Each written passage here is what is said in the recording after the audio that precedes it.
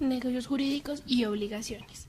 Vamos a empezar hablando acerca de las teorías de las obligaciones, la subjetiva y la objetiva.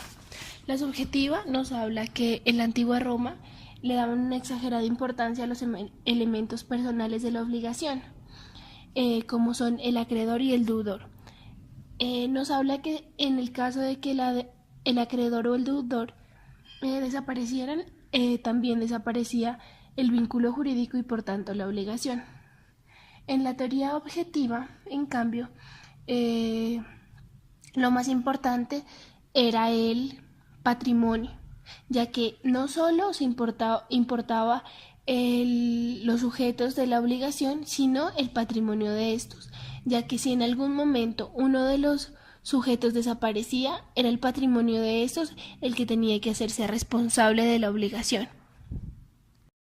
Los elementos de la obligación encontramos elemento personal, material y elemento abstracto. En el elemento personal encontramos el sujeto activo, que es el acreedor, y el sujeto pasivo, que es el deudor, y ambos tienen que estar dotados de la aptitud para ejecutar los actos de hacer y no hacer. En el elemento material hace referencia al objeto de obligación o la prestación que se debe realizar. Aquí encontramos dos, positivos y negativos. Los positivos de dar o hacer y los negativos de imponer un no hacer algo. Un ejemplo de un elemento material negativo es cuando se hace un contrato de arrendamiento, no subarrendar. En las cláusulas sale no subarrendar, entonces este es una obligación negativa, ya que impone el no hacer algo.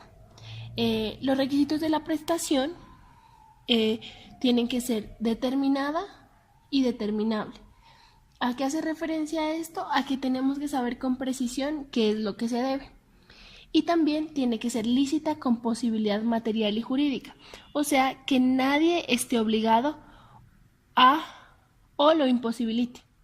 Y el elemento abstracto hace relación a la dependencia entre estos, el lazo o la cadena que existe entre el elemento personal y el elemento material para constituir la obligación. En la clasificación de las obligaciones encontramos el día de hoy 9 clasificaciones. La primera es por su fuente, ya que pueden ser legales o voluntarias. Las legales son las que emanan de la ley. Un ejemplo muy claro es el padre que tiene la obligación de suministrarle alimentos a los hijos, y las voluntarias es una manifestación unilateral o bilateral donde expresan su voluntad.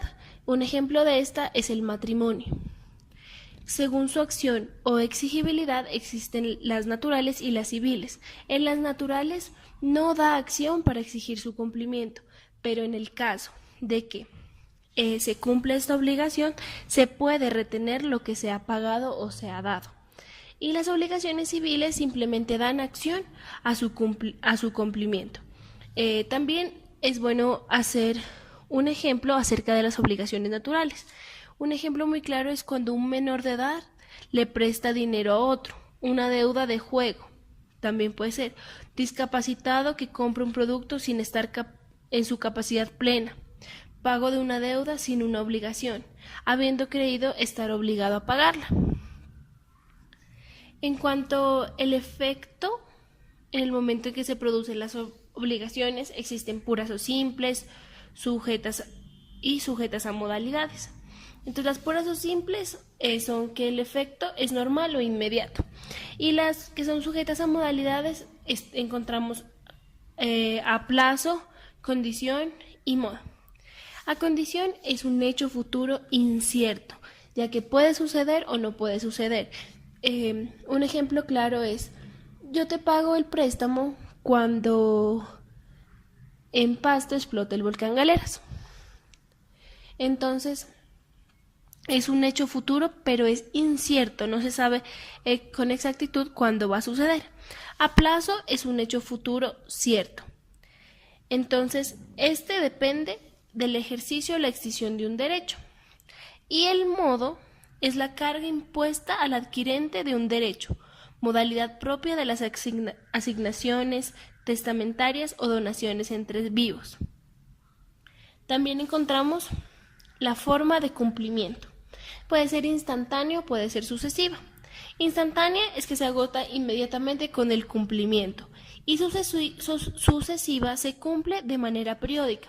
Un ejemplo de esto es un contrato de arrendamiento.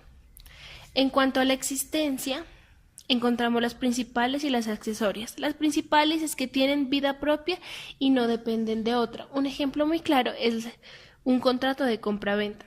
Y las accesorias que para poder existir deben subsistir de otra. Un ejemplo es la hipoteca, la fianza, la prenda. También hablamos desde el punto de vista de los sujetos que intervienen en la obligación, ya sea un sujeto simple o ya haya pluralidad de sujetos. En el objeto simple es la obligación por excelencia, que existe un acreedor o un deudor. Pero también existe pluralidad de sujetos, donde pueden existir varios acreedores y varios deudores. Entonces, aquí encontramos las obligaciones solidarias y las obligaciones indivisibles. Entonces, en las solidarias es la excepción. El acreedor puede exigir a cualquiera de los deudores el pago de la obligación. Y en las indivisibles, la prestación no es susceptible de división, ya que la prestación no es susceptible de cumplirse por parcialidades. Ejemplo, la entrega de un automóvil. En cuanto a la determinación del objeto, encontramos especie o cuerpo cierto, donde la especie o cuerpo cierto se debe de una especie determinada y el género es una especie indeterminada, pero con un género determinado. También en cuanto al objeto simple o pluralidad de objetos. Cuando es objeto simple es un solo objeto de obligación y cuando hay pluralidad de objetos puede ser conjunta o alternativa. En la conjunta se debe todos los elementos de la prestación. En la alternativa se deben varias cosas, pero la ejecución de una de ellas exonera a las otras. Y la facultativa tiene por objeto una cosa determinada, la posibilidad de pagar con esta o no con otra que se haya designado. También si la prestación es un hecho o una abstención, ya sean positivas o negativas. Las positivas, la prestación que consiste en dar o hacer, y las negativas, la obligación que consiste en un no hacer.